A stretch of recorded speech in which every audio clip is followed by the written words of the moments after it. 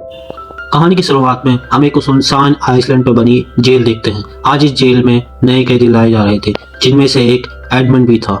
जब वह वार्डन से मिला तो एडमंड ने कहा, सर मेरी मदद करें, मैंने कुछ गलत नहीं किया, मुझे झूठे इल्जाम में यहाँ भेजा गया है। वार्डन ने शांति से जवाब दिया, मुझे पता है, अगर तुमने कुछ किया होता तो तुम्हें देश के अंदर ही किसी जेल में भेजा दिया जाता। इस दूर की जेल में सिर्फ उन्हें ही लाया जाता है जिनके खिलाफ साजिश रची गई हो।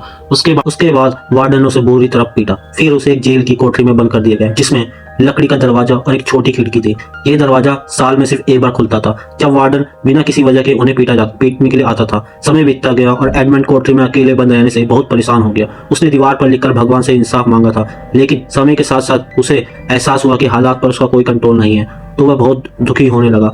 उस जेल में 12 साल बिताने के बाद उसको भगवान पर से भरोसा उठ गया। उसको लगा कि जिंदगी भर यहीं बंद रहना होगा, लेकिन फिर एक दिन अचानक उसके जेल का फर्श ऊपर उठने लगा।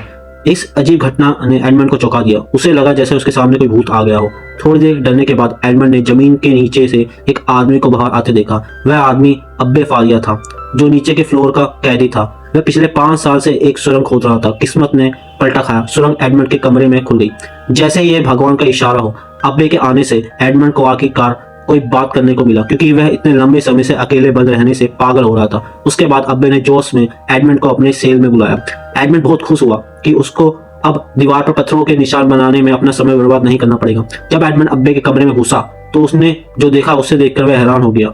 अब्बे का सेल दूसरों जैसा बिल्कुल नहीं था। यह एक ठीक ठाक होटल जैसा लग रहा था। आराम के लिए कुर्सियां थी और शेल्फ में अनगिनत किताबें पड़ी थी। अब्बे ने एडमंड से वादा किया कि अगर वह सुरंग खोदने में उसकी मदद करेगा तो वह बचे हुए समय में उसे सिखाएगा। एडमंड के पास वैसे भी करने के लिए कुछ और नहीं था, इसलिए वह तुरंत मान गया। जैसे ही वह खुदाई शुरू करने वाले थे, उन्हें एक गार्ड के कदमों की आवाज सुनाई दी। डर से कांपते हुए एडमंड जल्दी से अपने सेल में वापस भागा और कूड़े की टोकरी तैयार की, क्योंकि गार्ड उसके फ्लोर पर आने वाला था। इस जेल में सेल का दरवाजा सिर्फ 2 बार खुलता था, एक बार कचरा इकट्ठा करने के लिए और एक बार डिनर सर्व करने के लिए। इसके अलावा बाकी दिन खाली था, जिससे उन्हें पकड़े जाने की चिंता किए बिना सुरंग खोदने के लिए काफी समय मिल गया। उसके बाद अब्बे ने अपने बालों का एक छोटा गुच्छा काटा। उसने चिंगारी पैदा करने के लिए एक पत्थर मारा और बालों में आग लग गई। फिर एक मोमबत्ती जलाई। फिर इसी तरह वह दोनों सुरंग में घुस गए और आगे खुदाई करते रहे। नीचे बहुत कम जगह थी, इसलिए खुदाई आसान नहीं था। अब्बे ने अंदाज लगाया कि अगर वह इसी रफ्तार में काम करते रहे तो बाहरी दुनिया तक पहुंचने में कम से कम 3 साल और लगेंगे। एक दिन आराम करते समय एडमंड को अब्बे की एक किताब से पता चला कि अब्बे कभी बहुत अच्छे तलवारबाज थे। उसके बाद एडमंड जिद्दी हो गया और उसने कहा कि अगर अब्बे उसे तलवारबाजी नहीं सिखाएगा तो वह सुरंग खोदना बंद कर देगा। एडमंड का अब जिंदगी में एक ही मकसद था, अपने दुश्मनों से बदला लेना। उसकी बात सुनकर अब्बे मान गया और एडमंड को लड़ने का हुनर सिखाने के लिए तैयार हो गया। अब्बे ने समझाना शुरू किया कि तेजी एक योद्धा की सबसे बड़ी ताकत होती है। उसने कमरे में गिरती पानी की बूंदों का इस्तेमाल करके एडमंड को सबक सिखाने का सोचा। टपकते पानी का किनारे खड़े होकर उसने अपना हाथ इतनी तेजी से उसमें डाला कि वह गीला भी नहीं हुआ। उसने कहा, जिस दिन तुम्हारे हाथ इतने तेज हो जाएंगे तुम एक काबिल योद्धा बन जाओगे। उसके बाद अब्बे वापस खुदाई करने लगा और एडमंड प्रैक्टिस करता रहा। कुछ दिनों बाद अब्बे ने दरवाजे से लकड़ी के तख्ते तोड़कर एक नकली तलवार बनाई। फिर उसने एडमंड को ठीक से तलवारबाजी सिखाना शुरू किया। जब तलवार की ट्रेनिंग खत्म हो जाती तो एडमंड पढ़ाई पर ध्यान देता। अब उसका पूरा दिन पढ़ाई, खुदाई और तलवारबाजी की प्रैक्टिस में बीतता था। कुछ महीनों के बाद एडमंड की तलवारबाजी में बहुत सुधार हुआ। अब अब्बे को लगने लगा कि एडमंड उससे भी बेहतर तलवारबाज बन गया है। एक शाम बातचीत के दौरान एडमंड को पता चला कि अब्बे कभी स्टेडिया नाम के एक बहुत अमीर परिवार के लिए काम करता था। उसके मालिक ने बहुत सारा पैसा कमाया था और अब नेपोलियन ने खजाने का पता लगाने के लिए अब्बे को कैद कर लिया था। यह सुनकर एडमंड बहुत गुस्सा हुआ, क्योंकि उसने भी कभी नेपोलियन का साथ दिया था। उन दोनों को धोखे की वजह से जेल में डाल दिया गया। दिन ब दिन सुरंग खोदना उन्हें जिंदगी के करीब ला रहा था। एक दिन उन्होंने सुरंग के पौधों की जड़ें देखी, जिसमें अब्बे का एहसास हुआ कि सतह पर पहुंचने के बहुत करीब है। यह सुनकर वह बहुत खुश हुए, लेकिन जल्दी कुछ ऐसा हुआ कि उनकी खुशी का दुख में बदल गया। सुरंग अचानक हिलने लगी और एक जोरदार आवाज के साथ टनल अचानक हिलने लगी और जोर की आवाज के साथ बहुत सारे पत्थर और मिट्टी उन पर गिरे, जिससे अब्बे उसके नीचे दब गया। घबरा कर एडमंड ने जल्दी से पत्थर हटाए और अब्बे को बाहर निकाला। पता चला कि वे गलत दिशा में खुदाई कर रहे थे। टनल खोदते समय उनसे जरूर कोई गलती हुई होगी, क्योंकि ऊपर से खाने का डिब्बा भी नीचे गिर गया था। अब्बे बुरी तरह घायल हो गया। अब जब एक भारी पत्थर उसकी छाती पर लगा, उसके फेफड़ों को हुए नुकसान की वजह से वह किसी भी पल मर सकता था। अपने आखिरी पलों में अब्बे ने कमजोरी से एडमंड को बताया कि उसके कमरे में एक पत्थर के नीचे एक किताब है। उस किताब के नीचे भी कुछ छिपा हुआ है।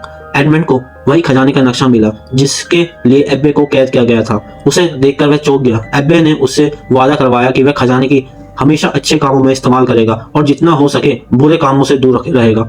एडमंड ने वादा किया और उसके कुछ ही देर बाद एब्बे की मौत हो गई। एडमंड की आंखों से आंसू थे। उसे लग रहा था कि वह एक बार फिर अकेला हो गया। तभी गार्ड खाना देने आया। एडमंड के दीवार के पीछे छिप गया। गार्ड ने आवाज लगाई लेकिन कोई जवाब नहीं आया। जब एक अंदर चेक करने आया तो एब्बे की डेड बॉडी देखी तो वह घबरा गया और अपने सीनियर को रिपोर्ट करने के लिए दौड़ा। एडमंड ने जल्दी से टनल का एंट्रेंस सील कर दिया और अपने सेल में लौट आया। कुछ देर बाद गार्ड अपने कुछ साथियों के साथ लौटा और एब्बे की बॉडी को एक बॉडी बैग में रख दिया। एडमंड टनल में छिपा हुआ था, उसके जाने का इंतजार कर रहा था। जैसे ही गार्ड चले गए एडमंड चुपचाप कमरे में घुस गया। उसने एब्बे की लाश को देखा और उसे घूरते हुए उसके दिमाग में एक आइडिया आया। उसने जल्दी से एब्बे की बॉडी को अपने साथ बदल दिया। कुछ देर बाद वार्डन अपने आदमियों के साथ बॉडी लेना आया। क्योंकि जेल एक सुनसान आइसलैंड पर था इसीलिए उन्होंने बॉडी को समुद्र में फेंकना सबसे अच्छा समझा। इस बीच एक गार्ड खाना देकर एडमंड की सेल में गया, लेकिन जब बार बार खटखटाने के बाद भी कोई जवाब नहीं आया तो उससे शक हुआ। उसने दरवाजा खोला और अंदर गया, लेकिन एडमंड की जगह उसे एब्बे की बॉडी मिली। फिर गार्ड चिल्लाया और वार्डन को बुलाने चला गया। वार्डन काम जल्दी खत्म करना चाहता था और उस दिन तेज हवाएं चल रही थी। समुद्र की लहरें चट्टानों से टकरा रही थी जिससे कुछ भी सुनना मुश्किल हो रहा था। जब वार्डन गार्ड की बात सुनने की कोशिश कर रहा था एडमंड ने अचानक वार्डन की चाबियां चुरा ली। इससे वार्डन भी एडमंड के साथ समुद्र में गिर गया। जैसे ही वह पानी इसमें गिरा एडमंड ने जल्दी से चाबियों का इस्तेमाल करके खुद को आजाद किया। जब वह तैरकर पानी के ऊपर आया तो उसने पीछे मुड़कर वार्डन को देखा। उसके अंदर सालों का गुस्सा उबल रहा था और उससे वार्डन को बेरहमी से समुद्र में डुबा दिया जिससे उसकी मौत हो गई। उसके बाद वह बिना पीछे देखे समुद्र में दूर तक तैरता रहा। अगली सुबह जब एडमंड उठा तो वह एक आइसलैंड पर था। उसे नहीं पता था कि वह कैसे बच गया था या वहां कैसे पहुंच गया। उसे भी समझ नहीं आ रहा था कि वह अभी भी जिंदा कैसे है, लेकिन वह अभी आजाद नहीं हुआ था। पास में ही समुद्री डाकुओं का एक ग्रुप शांति से उसे देख रहा था। एडमंड को लगा कि वह मारा जाएगा, लेकिन समुद्री डाकुओं के लीडर डुइकी ने उसे एक मौका दिया। उसने कहा कि वह एडमंड को एक शर्त पर जिंदा छोड़ देगा। एडमंड को अपने गद्दार दोस्त जैकब से लड़ना होगा, जिसे वह वैसे भी जिंदा दफनाने वाले थे। अगर जैकब जीत जाता तो वह समुद्री डाकुओं के ग्रुप में वापस शामिल हो सकता था और वह एडमंड को मार देते। अगर वह जीत जाता तो उन्हें आजाद कर दिया जाता। जल्द ही दोनों के बीच लड़ाई शुरू हो गई। जैकब तलवारबाजी में बहुत माहिर था, लेकिन एडमंड की टेक्निक जो उसने एबे से सीखी थी बहुत पावरफुल थी। कई हमलों के बावजूद जैकब एडमंड को छू भी नहीं सका। जैसे ही उसे मौका मिला एडमंड ने तेजी से हमला किया और जैकब को मार गिरा दिया। लुईगी लेकिन उसे मारने के बजाय एडमंड ने लुईगी को की और मुड़कर कहा, देखो हम दोनों तुम्हारे लिए काम कर सकते हैं, हम काम के आदमी हैं, हमें बिना वजह क्यों मार रहे हो? अच्छे समुद्री डाकू मिलना आसान नहीं है। एडमंड का हुनर और मेहरबानी देखकर लुईगी खुश हुआ और उसने दोनों की जान बख्श दी। जहाज पर बातचीत के दौरान एडमंड ने कैप्टन को अपनी पूरी कहानी बताई। ये सुनने के बाद कैप्टन ने एडमंड की आजाद कर दिया ताकि वह अपना बदला लेने का मकसद पूरा कर सके। जैकब ने एडमंड से हाथ मिलाया क्योंकि एडमंड ने उसकी जान बचाई थी, इसलिए जैकब ने वादा किया कि वह हमेशा उसका वफादार रहेगा। एडमंड ने जैकब से एक नाव का इंतजाम करने को कहा। फिर एडमंड चुपचाप देर रात अपने पुराने मालिक के घर गया, लेकिन सब कुछ बदल गया था। पुराने मालिक ने उसे पहचाना भी नहीं। उसे पता चला कि एडमंड के जेल जाने के बाद उसके पिता की दुख से मौत हो गई। एडमंड को इस खबर से बहुत सदमा लगा, लेकिन सबसे बड़ा झटका तब लगा जब उसे पता चला कि उसके पुराने दोस्त मोंटेग्यू ने उसे फंसाया है और उसके मंगेतर मर्सिडीज से शादी कर ली है। अगले दिन एडमंड और जैकब उस आइलैंड के लिए निकल पड़े जहां मैप पर खजाना मार्क किया गया था। उन्होंने आइलैंड पर हर इंच ढूंढा, लेकिन खजाना नहीं मिला। फिर एडमंड को लगा कि पानी के नीचे कुछ हो सकता है। वह मैप पर दिखाई गई जगह के पास अंडरग्राउंड तालाब में कूदा। वहां उसे कई पुराने संदूक मिले। जैसे ही उसने उनमें से एक खोला तो उसे चमकता हुआ सोना दिखाई दिया। जैकब खुशी से उछल पड़ा और नाव में जितना सोना भर सकता था लेकिन सारा खजाना लेने के लिए उन्हें एक बड़ी जहाज की जरूरत थी और एडमंड को पता नहीं था कि उसे कैसे पाया जाए। खुशी से ज्यादा अब वह बदले की आग से भरा हुआ था। उसने तय किया कि इस दौलत का इस्तेमाल सिर्फ एक ही मकसद के लिए किया जाएगा, बदला। शुरू करने के लिए एडमंड ने एक बड़ा शानदार और घर खरीदा और खुद को फ्रांस का नया अमीर आदमी बताया। उसने आसपास के सभी अमीर दोस्तों को अपनी शानदार हवेली में एक बड़ी पार्टी में बुलाया। जल्द ही उसको शाही स्टाइल और लग्जरी ने उसे मशहूर कर दिया। हर कोई उसके बारे में बात कर रहा था, लेकिन असल में एडमंड ये सब अपने धोखेबाज दोस्त मोंटेग्यू का ध्यान खींचने के लिए कर रहा था। मोंटेग्यू पार्टी में आया, लेकिन उसके बाद के बिना चले गया। इस बीच जैकब ने एडमंड को बताया कि मोंटेग्यू का अल्बर्ट नाम का एक बेटा है। इसलिए एडमंड ने एक खूबसूरत औरत और अपने कुछ लुटेरे दोस्तों के साथ मिलकर एल्बर्ट की नकली किडनैपिंग का नाटक किया ताकि एडमंड उसको बचाने वाला बन सके। प्लान काम कर गया और एल्बर्ट को लगा कि इस अमीर आदमी ने उसकी जान बचाई है। शुक्रगुजार होकर एल्बर्ट ने एडमंड को अपनी आने वाली जन्मदिन की पार्टी में बुलाया और उससे आने का रिक्वेस्ट की। एडमंड ने हिचकिचाने का नाटक किया, लेकिन आखिर में मान गया। पार्टी में एल्बर्ट ने अपने पिता मोंटेग्यू को एडमंड से मिलवाया। 13 साल बाद वह आमने सामने खड़े थे, लेकिन मोंटेग्यू ने उन्हें पहचाना नहीं। एडमंड को हुलिया पूरी तरह बदल गया था। हालांकि जब मर्सिडीज ने उसे देखा तो उसे एक अजीब सा एहसास हुआ। वह पहले तो उसे पहचान नहीं पाई, लेकिन जब एडमंड ने उसके बालों को एक खास तरीके से छुआ और घुमाया जो सिर्फ खास तरीके से छुआ और घुमाया जो सिर्फ वही करता था, तो वह तुरंत समझ गई कि वह कौन है। यह एडमंड की पुरानी आदत थी। एडमंड जानता था कि मोंटेग्यू को पैसे की सख्त जरूरत है, इसलिए उसने उसे झूठ बोला कि उसे एक बहुत बड़ा खजाना मिला है और अगले दिन एक जहाज 100 किलोग्राम सोना ला रहा है। उसने मजिस्ट्रेट विलफोर्ड से सारी कानूनी अड़चनें दूर करने को भी कहा ताकि पुलिस की कोई दिक्कत ना हो, लेकिन विलफोर्ड एक करप्ट मजिस्ट्रेट था जिसका लोकल पुलिस पर पूरा कंट्रोल था। एडमंड की बातें सुनने के बाद उसने मोंटेग्यू के साथ एक प्लान बनाया। उन्होंने एडमंड के खजाने को उसके पास पहुंचाने से पहले ही चुरा लेने का और सारा सोना अपने पास रखने का फैसला किया।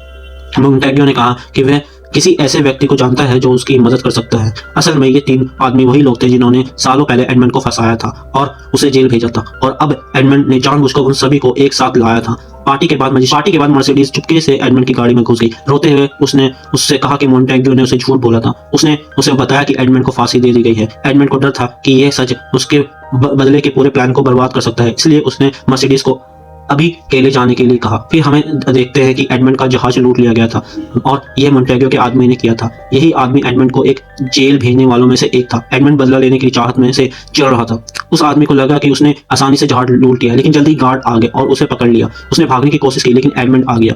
उस आदमी ने लड़ने की कोशिश की, लेकिन एडमंड ने उसके गले में फंदा डाल दिया। उसे मारने से पहले एडमंड ने अपनी असली पहचान बताई ताकि उसे आदमी को ठीक से पता चल जाए कि वह क्यों मर रहा है और किस जुर्म में मर रहा है। अगला टारगेट मजिस्ट्रेट विलफोर्ड था। सालों पहले इसी मजिस्ट्रेट ने नेपोलियन को लेटर के मामले में एडमंड को फंसाया था। मजे की बात यह है कि मजिस्ट्रेट के पिता नेपोलियन के सपोर्टर थे, लेकिन पावर की अपनी प्यास में विलफोर्ड ने अपने ही पिता को मरवा दिया और जुर्म के लिए एडमंड को दोषी ठहराया, जिसके कारण उसे जेल हो गई। इस बार एडमंड ने चालाकी से बातचीत के दौरान विलफोर्ड से सब कुछ कबूल करवा लिया। विलफोर्ड ने यह सोचकर सब कुछ कबूल कर लिया कि एडमंड के पास कोई सबूत नहीं, लेकिन उसे यह नहीं पता था कि पुलिस पहले से ही कमरे में थी और सब कुछ सुन रही थी। उन्होंने विलफोर्ड को मौका पर ही गिरफ्तार कर लिया। इस बीच मोटेंग, जो अब दिवालिया हो चुका था, भागने की तैयारी कर रहा था, लेकिन मर्सिडीज ने उसके साथ जाने से मना कर दिया।